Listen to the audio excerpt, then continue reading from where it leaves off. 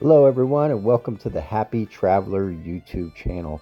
My name is Dan and I recently took a trip to Edinburgh, Scotland with my wife, and I wanted to share with you our one-day itinerary. Edinburgh is a big city with a lot to see and do. However, we found most things were pretty close to one another. So in this video, I'm going to break down how long it took us to walk from one location to another. Alright, so first we arrived at our hotel. We were staying at the Mount Royal Hotel. This is located in Newtown, which we found to be a very convenient location. The hotel was great. It's located right next to the Scott Monument, and we were actually able to see the Edinburgh Castle from our window. After dropping our luggage off, we headed to our first location, Dean Village. This was a 19-minute walk. Our first two walks are the longest, and then everything else after that is much shorter.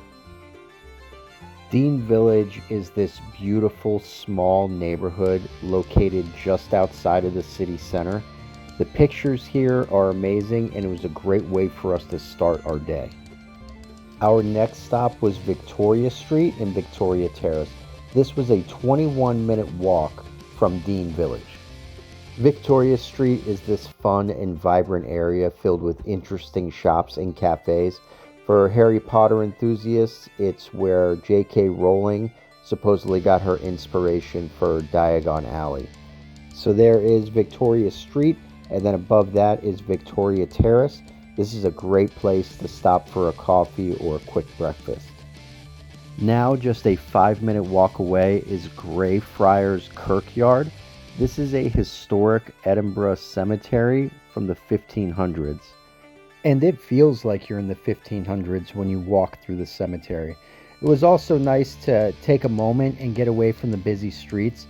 It was off-season while we were visiting. However, Edinburgh is a very bustling and busy city.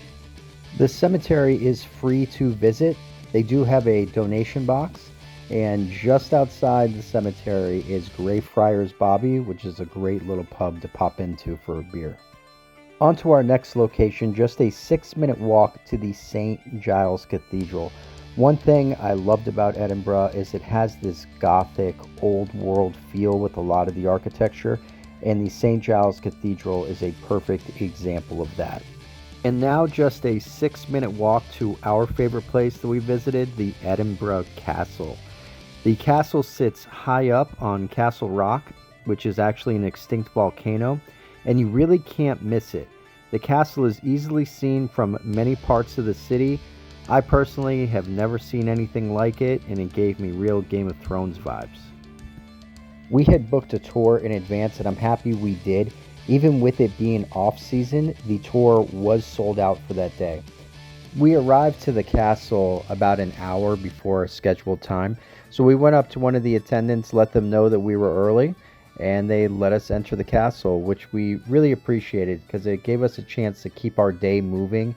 So we spent about 2 hours in the castle learning a number of fun facts. Also, the views of the city are outstanding.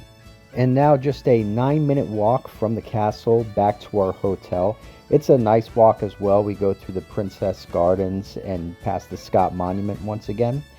After a quick break at the hotel, we headed out for an Edinburgh pub crawl. Our first stop, just 5-minute walk from the hotel, was the Guildford Arms. This was the perfect place for our first drink. We sat in for a pint of Terrace, which is a very popular local beer. Our next stop, Cafe Royale, was directly next door. It's literally the next door down. We sat in there for a couple of pints and enjoyed some fish and chips. Then just 1 minute away, we moved on to Hawksmoor. This is a high-end craft cocktail bar, which was a nice change of pace. I got this Shaky Pete's ginger brew, which was absolutely delicious. Then just 5 minutes away, we moved on to our next location, the Dome. When you walk through the doors, you can understand why they call it the Dome. In the center of the restaurant above the bar, they have this gigantic, impressive dome that you can't miss. The restaurant was fully booked. However, you can walk up to the bar and order a drink, and they have this lounge seating around. To be honest, I think we preferred to do that than to sit in for a meal.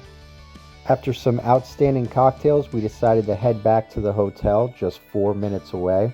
The fog had come in over the city just to give it that little extra bit of charm that we were looking for when coming to visit Scotland. After arriving back to the hotel, we stopped in at the hotel bar for one last pint and a little bit of whiskey before heading to bed. Before going to Edinburgh, I would have never expected to be able to get so much done in just one day. Alright guys, well this video comes to an end. I want to thank you for watching, and remember, travel happy.